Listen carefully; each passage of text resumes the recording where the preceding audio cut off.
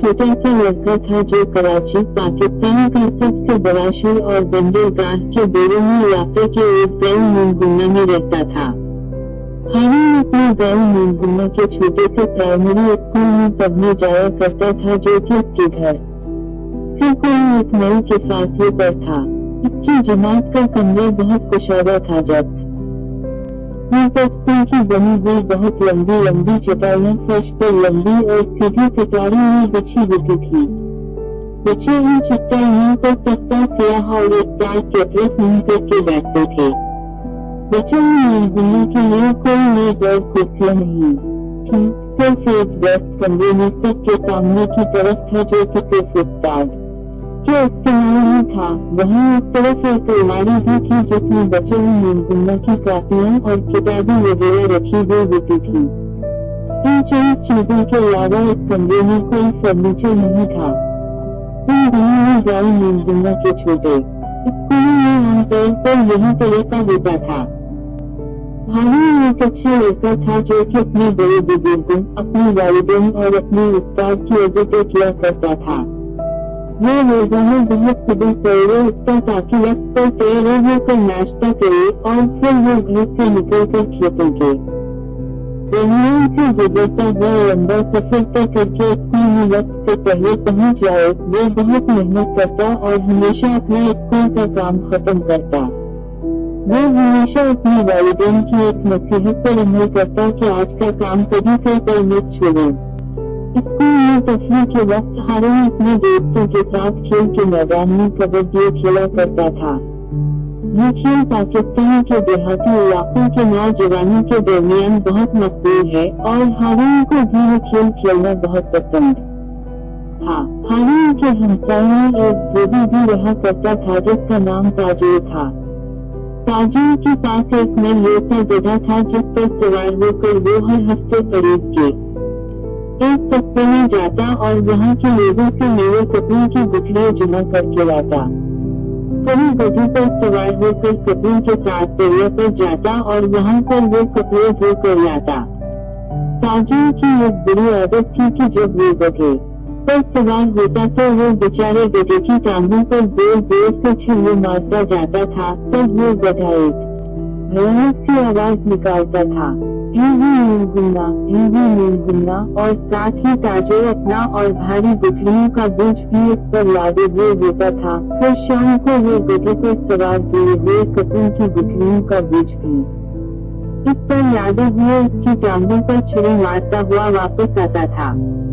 जब धोबी पास से गुजरता तो हारून अक्सर गधे की वो भयानक और गमज़दा आवाज सुनता और गधे के बारे में परेशानी की वजह से वो बच्चे रात को सोना सकता।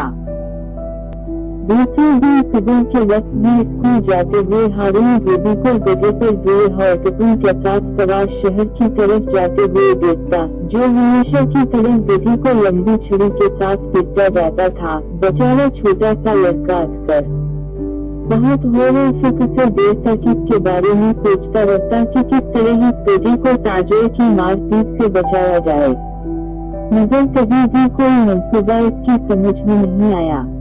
यह सब कुछ ऐसे तक जारी रहा। गधा कमजोर और बुरा हो गया। ताजूर खुद भी अपने गधे की तरह बुरा और कमजोर हो गया।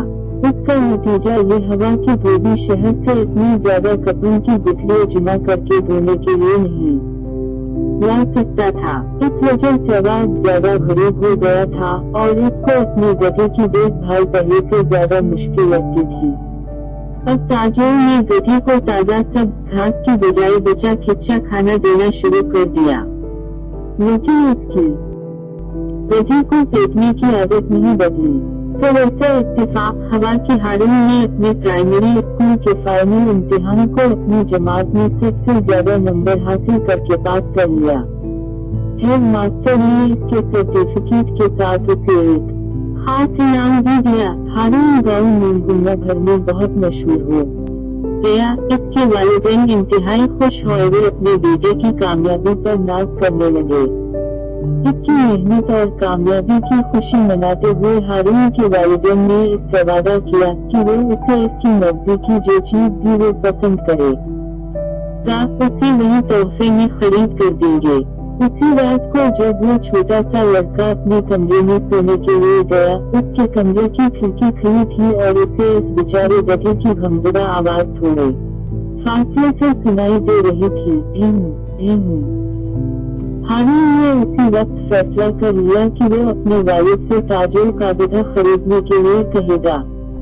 इसे यकीन था कि इसके अब्बा जान इससे ताउन करेंगे, मगर उसे डर था कि बूढ़ा ताजो शायद न माने। दूसरे दिन जब हारून ने दरखास्त की कि क्या वो ताजो का गधा खरीद सकता है, तो उसके वालिद इसकी गैर मुतवक्किल दरखास्त पर बहुत हैरान हुए।